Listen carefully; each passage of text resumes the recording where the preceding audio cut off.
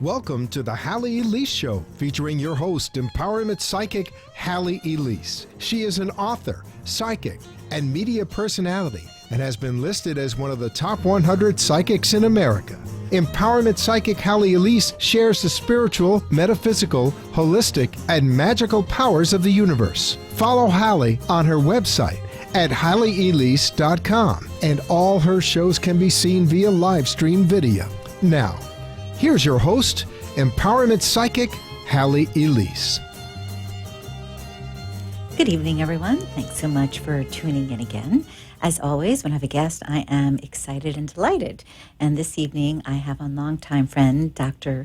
George Love, who is going to share with us about Qigong. And if you're wondering about Qigong, you're going to know so much by the end of the show. You're going to have to run right out and sign up for a class, or perhaps to learn how to teach. So welcome. I'm so glad that you're here. Am I supposed to? You're supposed to chat. You could just sit there, but it's not going to go over as well. My father said, you've got a face made for radio, son. So, well, that could be a problem because we're also having web TV at the same time. Yeah, well, I wasn't prepared for the cameras. I just, came to talk. Well, you look beautiful, so it's not a problem. If you say so. Okay, so sometime back, we talked a little bit about, masters and Qigong, and I want you to introduce to people what exactly Qigong is. But by the same token, I want you to give a little background as to how you got to where you are, because I remember speaking in terms of usually the lineage is passed on, but because there was a specific master who did not have a son, he passed on his lineage to you. So if you could elaborate on that. Great memory. That was a while ago. That was a while ago. Long while ago. That's great. Well, I guess I should start with Guo Lin, who had a particularly virulent form of uterine cancer. And she lived in China, and the Chinese hospital said, you're going to die, go home and prepare. And so in cleaning out her house, she found some papers that her grandfather had written, and these were Qigong exercises. So she proceeded to do the Qigong exercises. And 6 months later, she was still alive and healthy. Imagine that. So she went back to the hospital and said, what's up with this? And they're like, what did you do? And she showed them, and they converted that hospital into the first Qigong hospital. That's amazing. And at one point, there were 10 hospitals in China totally focused on Qigong. So when I read this in a magazine, then my ears perked up, and then I went looking for anybody who was teaching Qigong. And I found Master Li Bingwan in Chinatown, and he was teaching Qigong, and I became his student. And then 6 years later, his granddaughter came to visit, and next thing you know, I was out of the picture. So I moved to Florida. 4 Thank you very much. Later, Goodbye. Yeah, it was like, okay, handwriting on the wall, family, Right. Right. So then he calls me on the phone, 1994, and says, my granddaughter got killed in a car accident. My wife had a stroke, and I'm going to die in 90 days. I need you to come back and see me. So at that point, I had started a whole new life here in Florida. So reluctantly, I went back to New York to see him out of respect, and he was not doing well. And he had been imprisoned during the Cultural Revolution and beaten and tortured every day for 8 years. Wow. And the only thing that kept him alive was doing Qigong. So that was impressive to me, and that's why I became his student. So long story short, he transmitted his family lineage to me, which was a huge burden and responsibility, and something that I was not looking forward to. Probably not prepared for either at that point. Because I had this busy acupuncture clinic Right. here in Florida, and I was on WNN. Back in the day, 1994, we were swinging. You were rocking. We were rocking, and Qigong was not in my worldview at that moment. So, so long story short, 1999, he came to me in a waking dream and said, you're not teaching. You're not doing what you promised to do. And I was like, oh my God, I better start teaching Qigong. And that day that I started teaching, a woman was walking down the beach and she said, what are you doing? can I join you? And she was from Estonia. And she had a master's degree in physical culture. And she Ooh, was I the just got a coach chill. of the women's gymnastics team. So she Nice. kind of sort of knew what I was doing. She became my first student. The next day, one of my neighbors, who happened to be a photographer, said, I've been watching you. Would you like me to take some photographs? And that photograph turned into the book. And then a year later, some It's other amazing. people from Detroit were on vacation. They saw me and they said, can we do a video of you? And that became the video. Awesome. And it all just happened. Well, it jived. It jived. Okay, so now that we know the background and we understand how you kind of stepped into it, because that's pretty much what it was. Spirit spoke, and you said, "Okay, here I go." What exactly is What qigong? is qigong? Because I learned qigong 22, 3, 4, 5 years ago, and it was a very quiet practice. It was, running energy and light through certain systems and certain behaviors. And I see you on your video and you're hopping around and jumping and doing things. And I come to find out there's like 7,000 different forms of qigong. And I went, wow, At least, because I yeah. understood there to be a few. I didn't realize there was that many. So for those who are like, what is qigong? Could you share? Okay. So qi is the electromagnetic Yes. energy that flows through your body like blood flows through your veins. Qi is also literally translated as breath.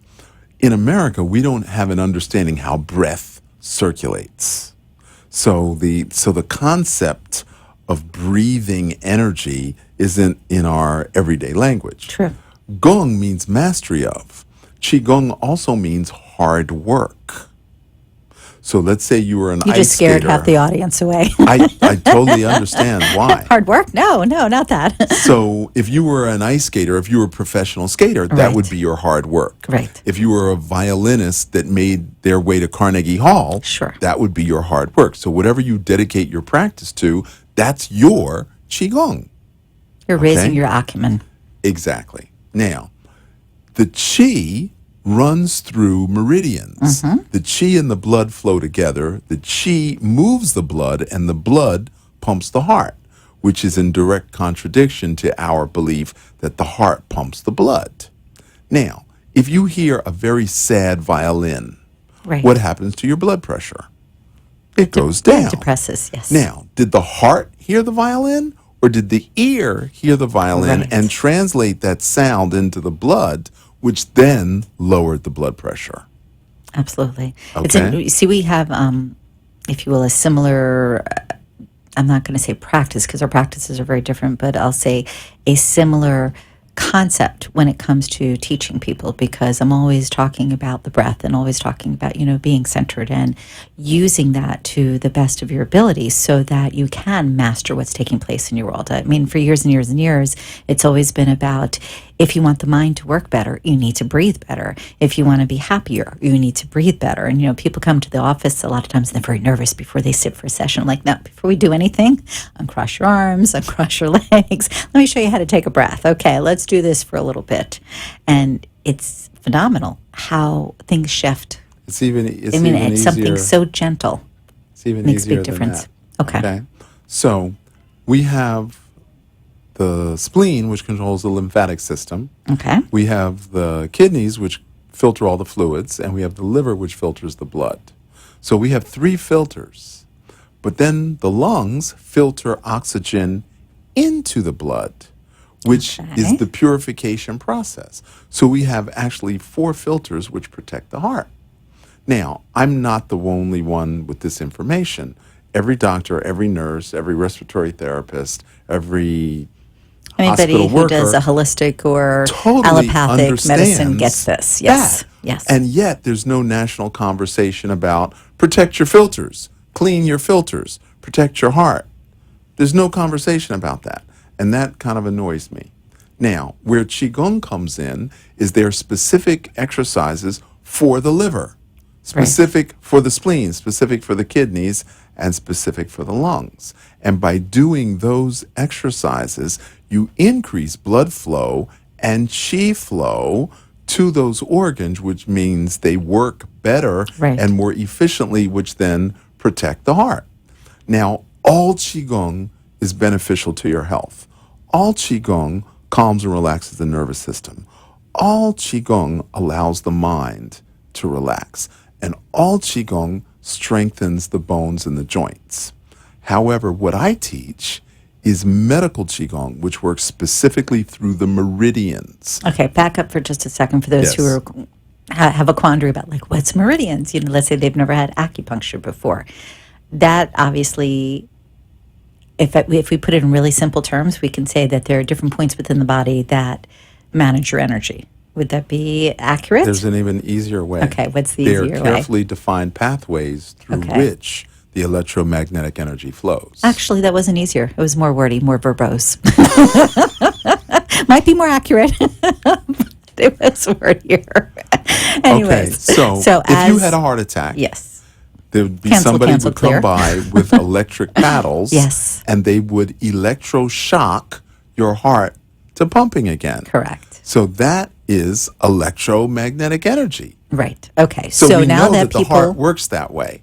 Now, what if you used friction Mm-hmm. to generate heat to put on your heart, or your lungs, or your kidneys, but that's or energy your work. liver? I mean, any energy work practitioner. Energy work. No, but it's funny because, all kidding aside, I've been doing this since I was a kid. I didn't know what I was doing. It was just an automatic thing. My mom used to say that I was the Pied Piper for animals. You know, a little animal that was injured, I'd bring it home. I'd say hi to something, it would follow me home. So, but I was constantly doing this and taking my hands and focusing on them and talking so to that's them. chi. You were doing chi work. Right, but chi work, if you really think about this, comes naturally to us. Anytime we do yoga, anytime we breathe, anytime we give somebody a hug, we are sharing that chi. So You're why is it so absolutely right. complex for people to understand that doing something like qigong makes such a vast difference? Because here you just mentioned about, like, the allopathic community not really talking about it, not really sharing this information, and it is of such great value. Okay. Your experience as a human being may be shared by 25% of the population. But the other 75% are either completely unaware of it, completely intentionally ignore it, Okay. or don't believe in it. Fair enough. Okay? Yes. So it is outside of the cultural norm. Okay? Now in China, it's part of the cultural norm. I was just going to say, it depends on where you live. Right. So it's part of the cultural norm. Absolutely. So energy work or chi work is part of the Asian cultural experience. Okay? So now we want to translate something that works into a wider audience. Okay, hold that All right. thought for a second, because I would do a 360 here. We started to talk about meridians and working with the meridians and that energy moving through the meridians. So let's go back to that before you talk about society. Don't want anybody to get lost staying on track. So there are carefully defined pathways. So there are 12 regular meridians. There's 8 extraordinary meridians. So there's 20 meridians that we work with. Okay. Okay?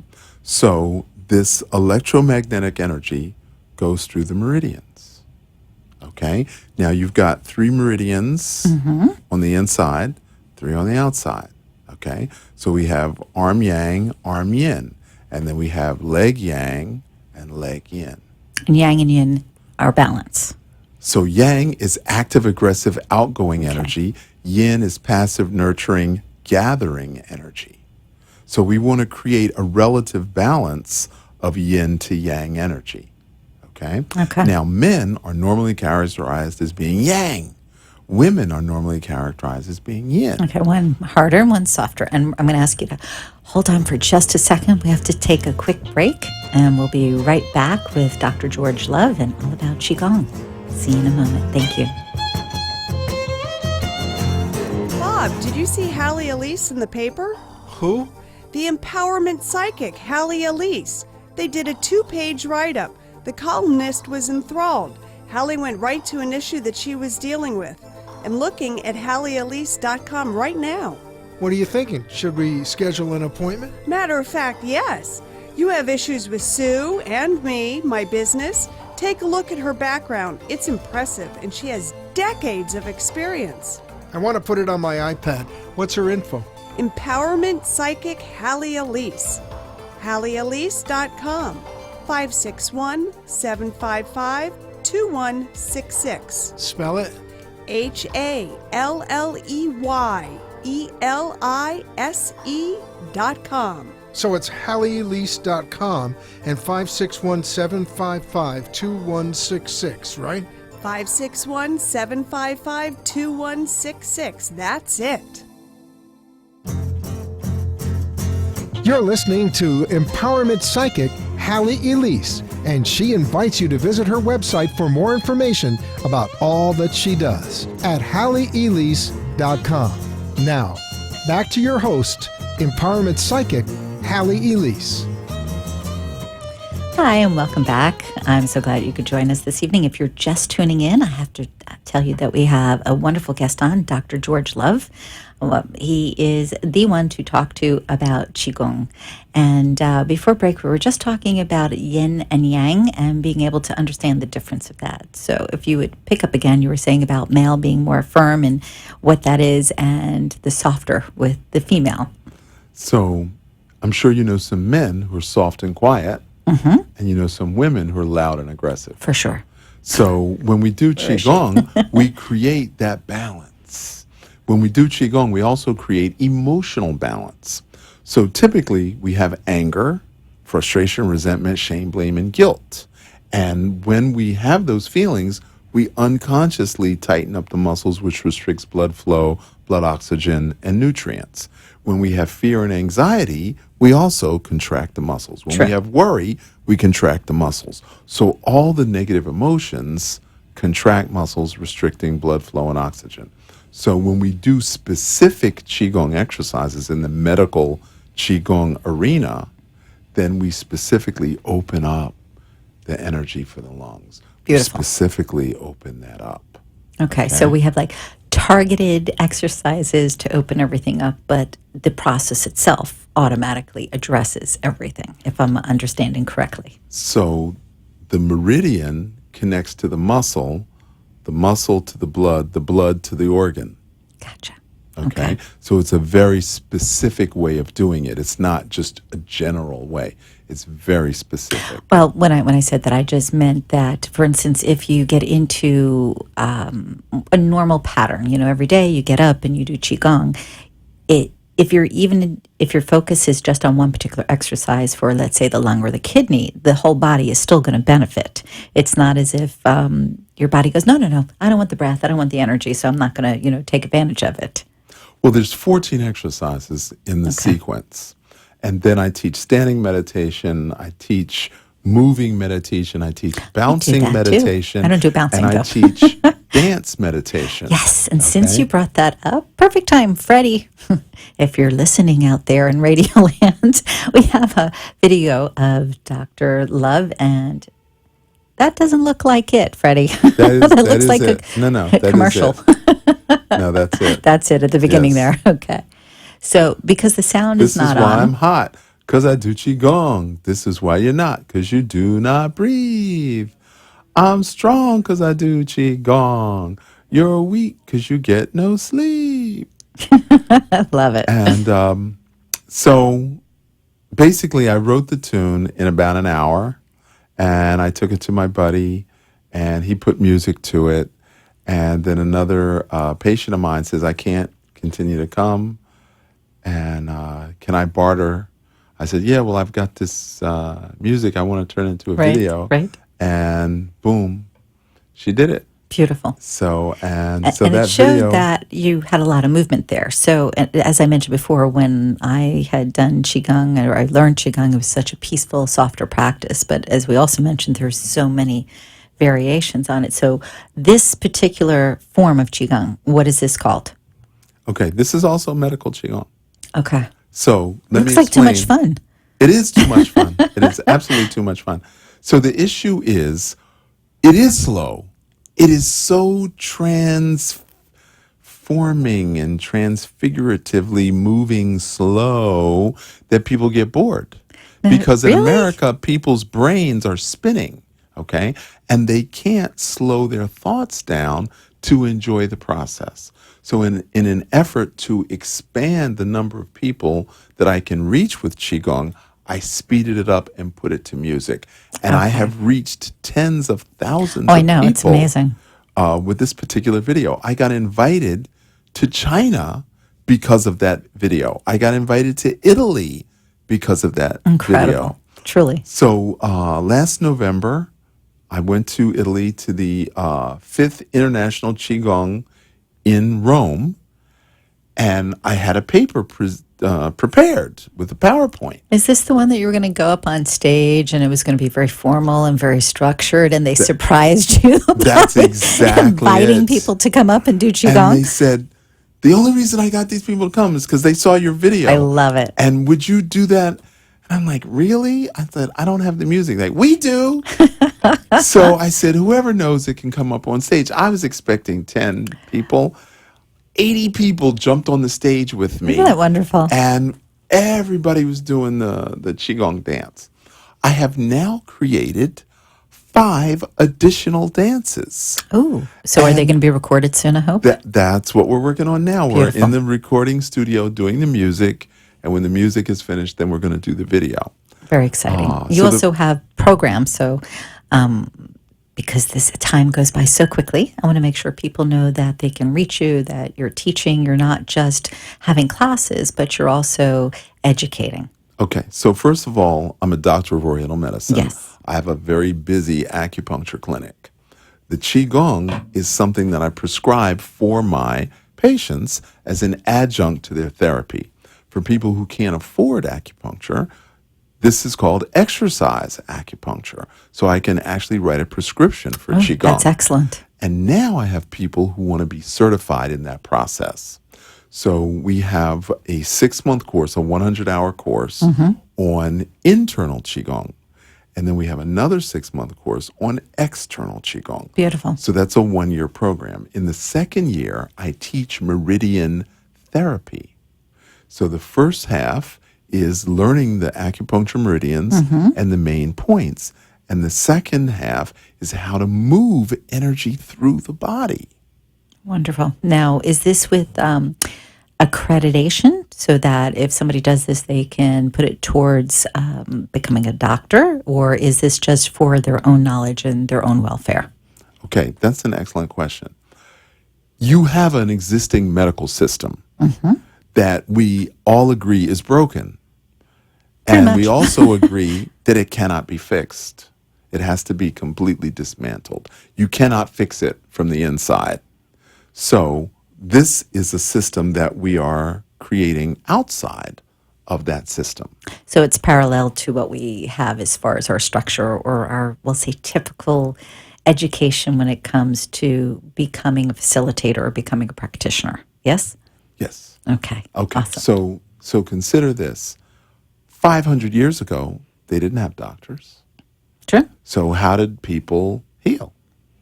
Herbs, the earth, the air. You had Breathing, meditation, internal exercise, food, herbs, massage, right.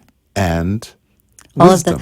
all of the holistic practices that we know benefit us, that the Egyptians knew, actually that ancient the Egyptian, Hindus knew, right. that the Asians knew. I mean, this is nothing new to us. It is just a matter of, in our Western culture, we go kicking and screaming for some reason. I look back at the history of medicine, and I think it's fascinating because women were physicians before there was such a word as physicians. They were the healers of the area that they lived in. They were the ones They were the wise who women. went from town to town, from place to place to look after everyone. If somebody was ill, they'd come and they'd ask for a tincture or they'd ask for an herb or a tea to get better. And all of a sudden one day somebody said, oh, Western, okay, we have to change everything. And we got stuck. And I see slowly but surely it's turning. It's coming back to where it should be. It was actually worse than that. They murdered 3 million women in the name of the church because they were wise women. True. I wasn't going to get into all that, but yes. I mean, if you're going to talk about the history of I was medicine, kind of you skimming gotta, over the top of it here. Now everybody's crying, not a good thing. So All we're kidding aside, bringing that all back. So we need I to know teach medical where Qigong. you can be found. Your web address is. Okay. So the web address is Gonna make me read this. lovechinesemedicine.com. And I'm going to say that again a little slower. It's lovechinesemedicine.com, and it is spelt the same way it sounds. Exactly. And we've got a DVD, and we've got a great program here. Abracadabra. And if folks go on the website, they can find the bulk of the information as far as, is it up to date with your classes, your programs, or is it easier just to give you a call? It's better just to call me because... Phone number. 561-502-6200. One more time. 561-502-6200. So I teach every day in Boca. I teach Wednesday nights in Delray. You're still doing the Sunday crack morning, of dawn on the beach, before 7 normal a.m. people get up. That is Okay. That is correct. And just remember, the early bird gets the worm. Well, I stay up till 4 in the morning, so I'm up early. I just need a little sleep time, downtime in between. Well, I can help you with that. I can help you be more productive without staying up till 4 in the morning, because I 2 might miss hours. something though. No, you won't. 2 hours of meditation is equal to 4 hours of sleep. I am doing meditation on a So if regular you basis. do 2 hours of meditation, then you don't need to sleep at all, because you only need 4 hours of sleep. I don't know about that. I still think everybody is individual as their fingerprint, and that means that some people need 3 hours, some people need 5, some do better with 7, depending on, as you know, diet and how much water Well, if you did and how much Qigong, breathing. none of that would matter. Okay. You wouldn't need food or sleep if you did Qigong. Okay, so now Dr. Love just said that he never eats, never sleeps, and I know this is not true, but what we can tell you is Qigong makes a huge impact on your life. I know people that literally couldn't move their arm past this point, which is midway because of an injury, and then all of a sudden did Qigong, and 3 months later, full mobility. Be sure to check out Dr. George Love. Give him a call one more time. What's the phone number? 561-502-6200. Perfect. Thanks so much for tuning in. This is Halley Elise, and we shall be here again next week. And for any reason, if you didn't catch information, check me out on Facebook, email, whatever. I'll make sure you get all the information you need about Dr. Love. Thanks. Good night. Thank you. Be enchanted and delighted. Connect each week here on WNN for the Halley Elise Show. Also on Facebook and at HalleyElise.com. Thanks for tuning in.